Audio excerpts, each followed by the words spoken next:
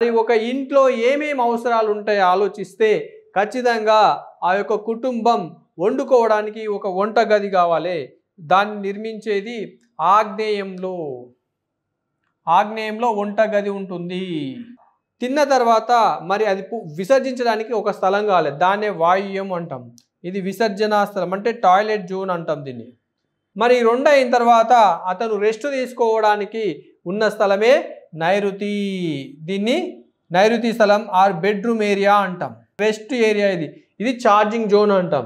ఈ రెండింటి తర్వాత అతను కొంత రిలాక్స్ అవుతూ ఉల్లాసంగా ఉండడానికి గడిపే స్థలమే అత్యంత ఉత్తమమైనది మరియు తన యొక్క డెవలప్మెంట్ కారణమైనటువంటిది ఈశాన్యము.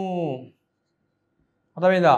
సో ఇలా ఒక ఇంటిలో ఒక్కొక్క భాగంలో ఒక్కొక్క విషయాన్ని మన వాస్తుశాస్త్రం వివరించడం జరిగింది.